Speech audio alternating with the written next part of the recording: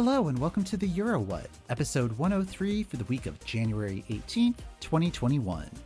I'm Mike McComb and I'm joined today by Ben Smith. Hey Ben. Hey Mike. We are a pair of Americans trying to make sense of the Eurovision Song Contest. And this week, we'll be talking about the first weekend of selection season 2021. How's it going, Ben? Something about Lithuanian television available on a Saturday afternoon.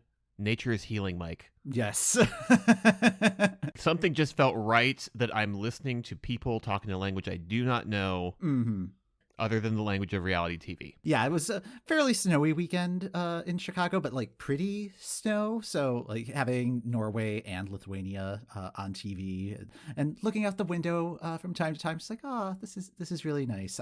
I wish I had some hot cocoa. So we have more weekends to come of this. There is time for cocoa. Yes. Enjoy it while you can, folks. This is it's the start of a very long selection season. The roller coaster has begun going up the hill. It started just moments before our last episode went live. France, they announced the date for their national final, which will be held on January 30th. Thanks for sitting on that, France, until the last possible minute. Anyway, we'll talk about their songs next week, but we do have a playlist on our Spotify channel. Nice. And then the other major announcement we were waiting on last week was Finland's artist announcements and song drops, and those are still ongoing. It's an interesting lineup, Mike. Mm-hmm. I was joking about Finnish licorice last week on this program, and this lineup has the potential to get really salty.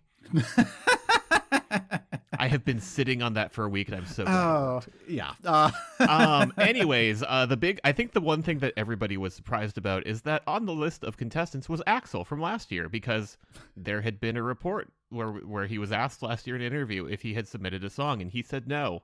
And in fairness, I don't think that he wrote the song.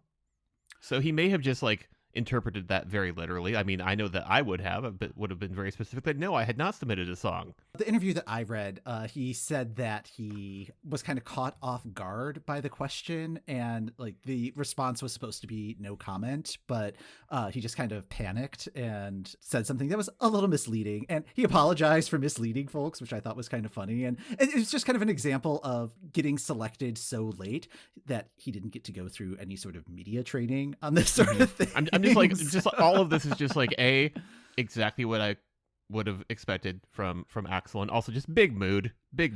Yes, but I'm really excited that he's in the mix, because I'm really rooting for him. I don't know why I'm rooting for Axel so much, but I just want him to do well and be happy in life, you know? So and then so my entirely too online brain latched onto one name on the list, and that name is Danny. Danny, I mostly know from before we actually had proper viral videos, there was this, what I now know is a Finnish clip of the song I Want to Love You Tender, where the videos from the late 70s, there's a lot of bad green screen going on, and for whatever reason, the internet tubes are clogged with videos of Mormons recreating the I Want to Love You Tender video, because the choreography is laughably bad.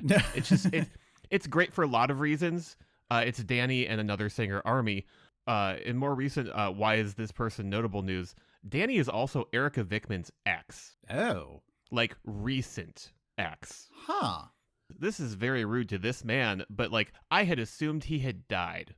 Oh, well, I mean, it was the 70s. That was a while back. Because he, in the 70s, and he looked older then, but no, he is back, everybody. And sort of how Sweden seems to have a few slots every year that go to performers of a certain age, or at least they try to when Sweden sort of plans out their Melfest, they have a few things from a different genres of pop.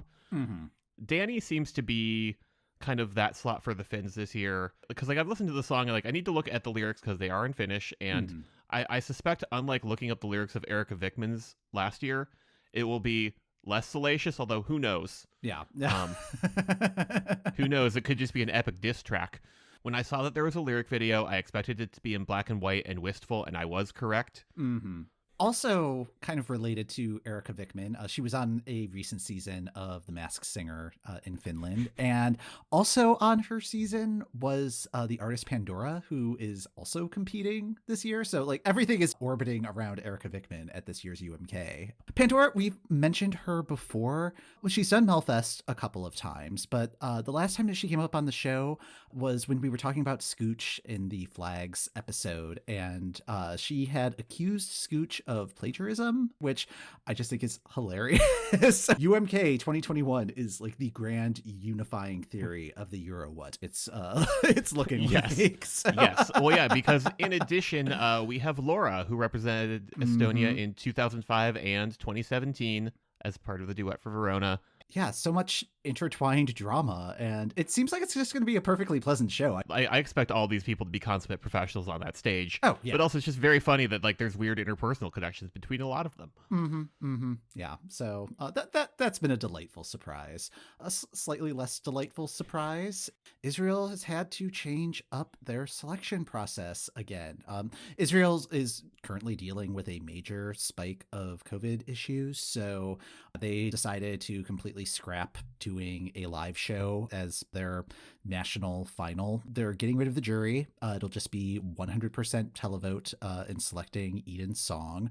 In the song selection, because when they were whittling down the field, it was the top two audience songs and then a wild card from the jury.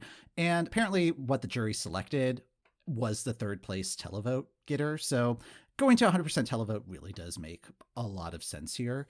Mm-hmm. There'll still be a show on Monday. No live performances. It's just going to be videos of Eden performing the songs, meeting with the songwriters, that sort of thing. And yeah, and then they'll announce which song will be selected.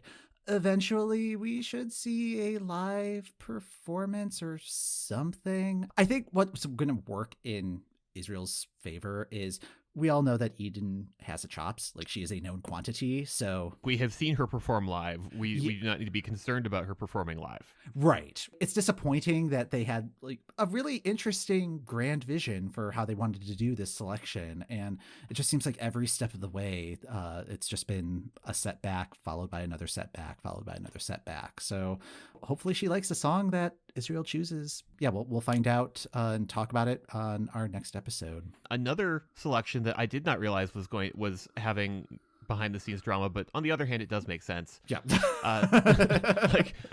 Like on the other hand, I'm like, why did I expect that? Why did I expect that from Italy? Anyways, the Sanremo organizers have been having emergency meetings to figure out logistics on their end with the continued prevalence of COVID everywhere. The goal for Sanremo was to have an audience, which is where they kind of lose the plot with me, is that you guys did what?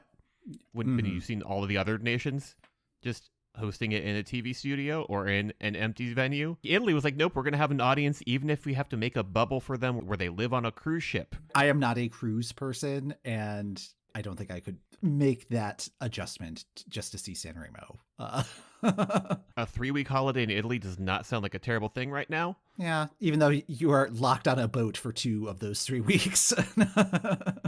There had been sort of some discussion about, due to this and due to really wanting to have an audience, whether Sanremo was going to be moved to April and thus necessitate a different way of Italy selecting its artists for Eurovision this year. The most recent update I had seen is that Sanremo was confirmed for March 2nd to 6th, so that is probably the selection mechanism. We will continue to see if Italy tries to make an audience happen. Please don't do it, Italy. No. Please don't do it. You can pipe in the booing. Like, that's easy to do. Or you can do what Taskmaster did and just have the audience over here in an area where it's safe for them to be and just like pipe in their noise. They've got, 6 weeks to figure that out? Yeah. Yeah. So good luck, Italy. We're rooting for you. So yes. Mike, I have a question for you. So I did not get a chance to watch things live this weekend just for a few reasons. Pabandom is when? Pabandom is now. Pabandom is now. How was Lithuania? Yeah. Well, I learned that it is Pabandom is now, yo. They actually said it on the show this time. So I have known for a solid year that I've been mispronouncing that, and I just leaned into it. Lithuania came back, and it didn't really feel like the show was any different than previous editions. I mean, and I was not surprised by that. I mean, the way that Lithuania had typically been producing their shows, both the marathon and last year's edition of Pabandom is Naujo, was that they would record the performances earlier in the week and then show them on Saturday. The jury responses would be live, and of course the televoting would be live. But yeah, everything was pre-recorded, which, I mean, in an environment where you need to make everything COVID safe, they didn't really have to make any sort of major adjustments in how the show was produced. The performances were recorded last Tuesday. An act would go on stage, do their performance, leave the stage would get disinfected, next act would come on. It was very organized, very orderly, and I don't think anybody would have known that the show was any different, other than the fact that there was no audience in the venue. But I think because of how they have redesigned the stage, it's actually reminding me a lot of Latvia's Supernova, which it was not as jarring as I think I was priming myself for it to be. Okay. And yeah, because like I watched a few videos this afternoon from the show, and like I actually thought they did a great job with whatever studio setup they have. It didn't feel like we were sitting in like a large theater that was awkwardly empty. Right. When they would do like a full little 360 turn with the camera, I was like, oh, this is fine and this is fun. Mm-hmm. Yeah. They also, on the LRT website, they had about 100 photos from the performances with close-ups, wide shots, everything. It's just like, oh, this looks amazing. Like, it's really good photography. And then, like, actually getting into the content of the songs, it didn't blow me away. I think there was like kind of the heightened expectations, like, oh, like Lithuania's back, they're still on their game, all of that. And it's just like, oh no, it's the first heat, like just getting warmed up in the process. And I was having the same thing of realizing how much I had hyped this up in my head over the past year, and remembering that the first round performances from last year, they were also a little rough around the edges. So I tried to scale back my judginess on a few of them. I mean, I think that was one of the things that was great about the show last year, was like, okay, there's a song that's good that got out of the first heat, and then it gets into the second round. And all right, they figured out a couple of things, or trying a couple of new things. Oh, this is improving. And there was growth over the course of the series. So I'm hopeful that that's going to be the case here. And Twitter seemed to be on board with the whole show. I don't think anybody left being like, oh no, everything's ruined. Although I think the act that did end up winning Twitter was Basil and Ionius, who were the interval act. Did you get a chance to watch that performance? I very specifically went to the LRT website after seeing both you put them in our notes and the internet just generally going, oh my God. And I would agree. Lithuania should send them. Are they available? Sorry, the Roop. Because that was great. And I immediately went into like a weird internet rabbit hole of looking up what's their whole deal. I'm glad that they did a couple of songs. Like that was a nice, I don't know, after dinner mint to the rest of the program. Like that was just like such a good vibe. In terms of the actual competitors and the results, the acts advancing from this heat were Voldemars Pedersen, Titus and Bennis, Martina, Milita, and BU. There wasn't really much consensus between the jury vote and the public vote, which I thought was I was looking at that and was very intrigued at like how those were differing. Yeah, so Voldemars won the jury, but he came in fifth with the public. Voldemars and Titus and Bennis, they tied for the top spot, but the jury is the tiebreaker in Lithuania, so Voldemars technically won the heat. Titus and Bennis, they finished third with the jury, second with the public, so that's probably the act to keep an eye on, since that's the highest level of consensus that happened. Martina, she won the public vote. Her song has been retitled Thank You Very Much, which I remember looking at the lineup when it was announced and going, that's an interesting choice. How are they gonna make that work? And when I was watching her perform, I was like, oh, I think this is the one that was renamed. Yeah, which, come on, Lithuania, courage of your convictions. BU, they finished right down the middle, and they managed to score enough points to block out Black Spikes, who opened the show. Black Spikes were third with the public vote, so that was the shocker in the set. The ones that might not have been as much of a shocker, Tusum and Tamukasi, they both finished at the low end with both the jury and the public vote. So yeah, I did enjoy realizing that Twosome is sort of a Thompson Twins situation, is in that there is actually more than two of them, despite what the name may lead you to believe. Mm-hmm. I was watching that song, and I appreciated them committing to their bit, but I don't know, it just felt very much like a very confident team at like a college talent show. Yes. I think that's their aesthetic. Yeah, so... and like, I'm not opposed to that being their aesthetic. I feel like if they just like committed themselves, they could do something real special. I was instantly exhausted by it. And granted, they were pretty late in the lineup, and I was switching back and forth between Lithuania and Norway. And it's like, oh, I got to get back into the weight training for the multi-screen viewing experience. So, but yeah, no, I was just watching both their performance and my watch, just being like, okay, but like, how much more of this is there? Yeah. So the song isn't even doing anything. Come on, you guys. Yeah, I mean, like, it seemed to all center around the people in the furry costumes dancing about. Second heat is happening this Saturday. It will probably also be recorded on Tuesday, so as this episode's dropping, there will probably be some reports from Lithuania, or at least links to the really nice photos. And then on Friday, the Roop will be dropping Discotheque, so keep an eye out for that one. I am very excited for that one. I think everybody is. So.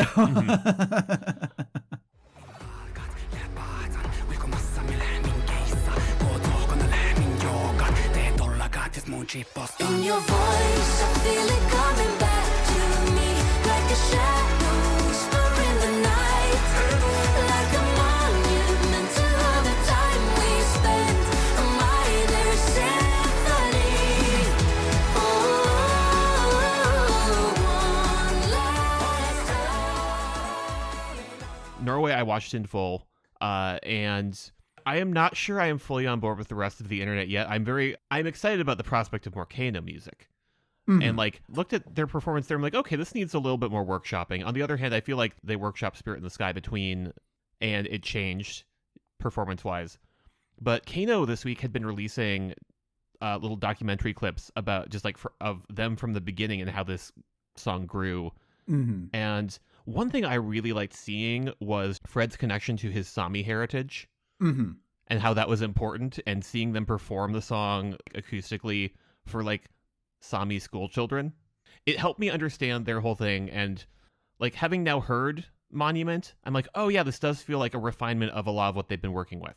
Yes, they feel so much more solid as a trio, and like you can see that they've been doing the work over the last couple of years to meld together as a group. In terms of the performance that happened on Saturday, I think the staging needs a little bit more movement. Like they just it just felt kind of stiff, but that's an easy thing to fix. So. Yeah, the staging needs correction, but yeah, like the song itself feels very solid. And like, before we get to the other auto qualifier, let's talk about the actual Heat 1 results. Yes. So I had completely forgotten that all of the heats are like a dual system. For whatever reason, I had just mentally been like, oh yeah, all 4 songs are going to perform, and then it's going to be the Swedish model where one wins and one goes to second chance, but that's not how this works. No.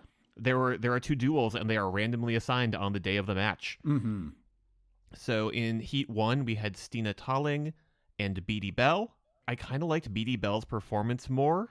I didn't love like some of like the wardrobe and stuff for it, but it felt like it was doing more interesting things. I completely agree. Thought it was interesting, and I would be pleasantly surprised to see it in the wildcard round. I haven't seen any indication of like how they're choosing which songs go into the second chance round. But I would love for it to pop up there as well, because I thought it was making interesting choices. And Stina Talling, the song is fine. The performance is fine. I feel like I've seen it multiple times at Eurovision before. There's nothing new there.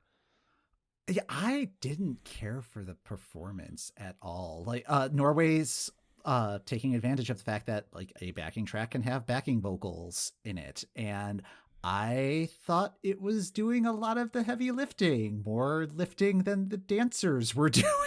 And it was so jarring hearing that. And I think part of it was the first song of the day, and there's just all of these like obviously not live backing singers like just powering through. It's like, ooh, that's not great.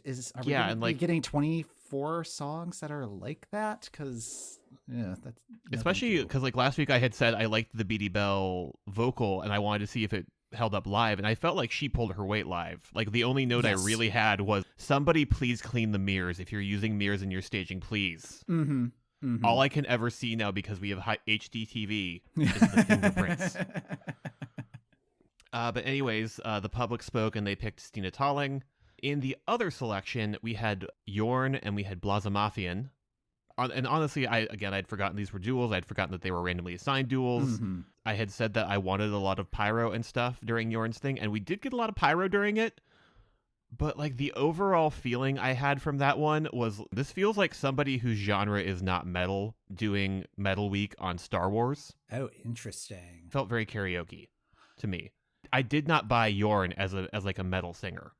That might have been what my issue was, because like this was another one where I couldn't tell if the backing track was doing way more of a work, and it was more apparent with him because like his performance of the song was so subdued compared to what the vocal was suggesting, to the point where it's just like, I don't want to accuse him of lip syncing, but the audio is dubious here. It felt like his band was more committed to like the visual bit than he was. Yes. Yeah. Like that's what was throwing me off, and that's why I said like Star Wars, like this is somebody who is putting this on as a costume for the week. Mm-hmm. That's interesting. And it felt like that was the favorite going into like that one felt episode. like the favorite, and I was watching the performance and being like, no, not for me. Yeah, same here. Comparatively, like the Blazamafian performance, that was a lot of fun. Like I had issues with it just because of COVID. Yes. It's just like, can we not use graphics that look like a spray of anything is being applied to anyone? Because it just makes me think of like the chart of like the two people talking and just showing how covered with particles they're getting, especially with brass instruments. Come on, guys. The fountain of notes coming out of the saxophone. It was like, I was screaming. Setting that aside for a moment, great use of floor LED. I love it. Very creative process.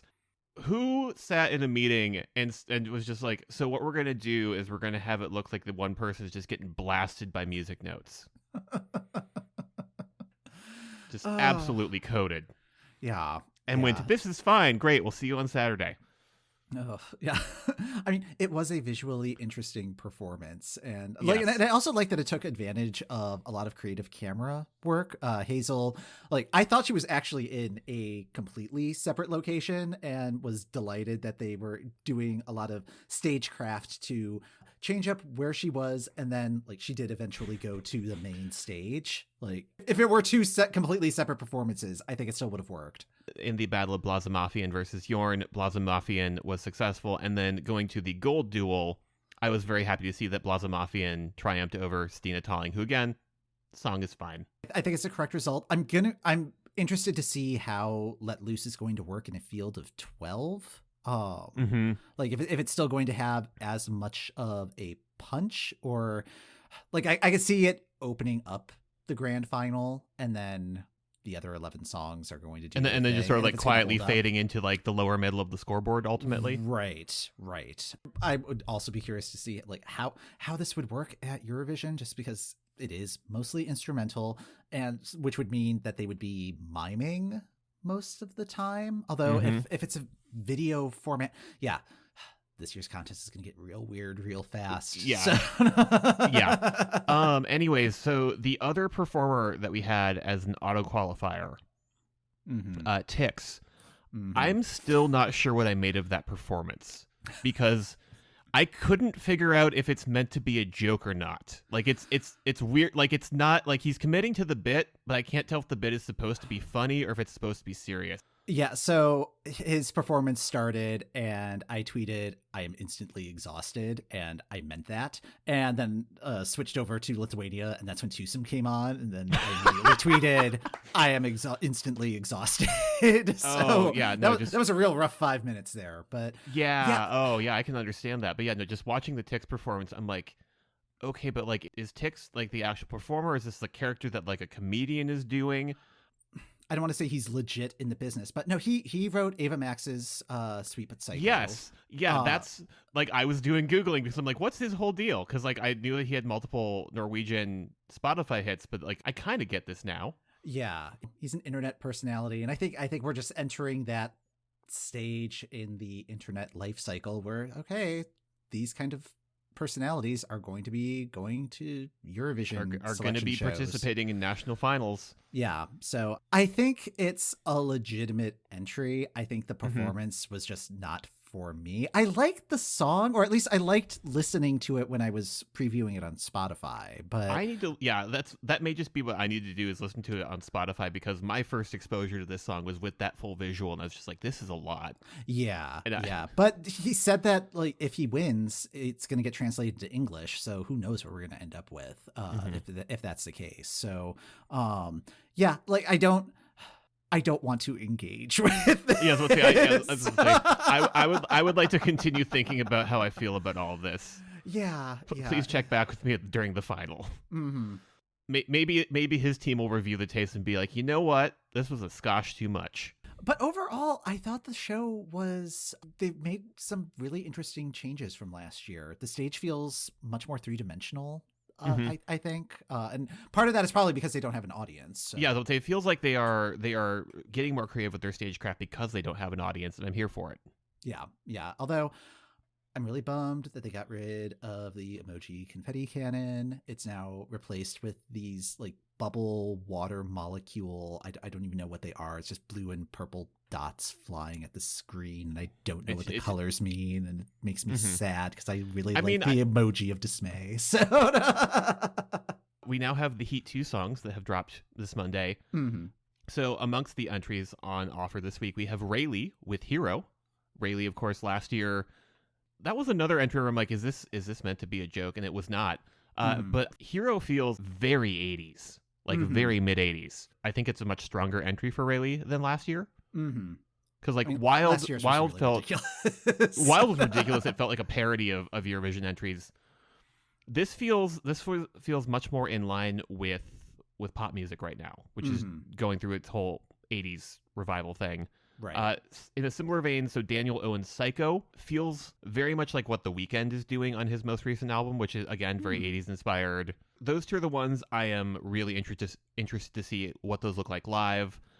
Maria Solheim has Nordligset. That feels like it's filling in sort of like the Nordic folk contingent. If I were listening to a Scandinavian coffee house playlist on Spotify, this would absolutely be right in the set.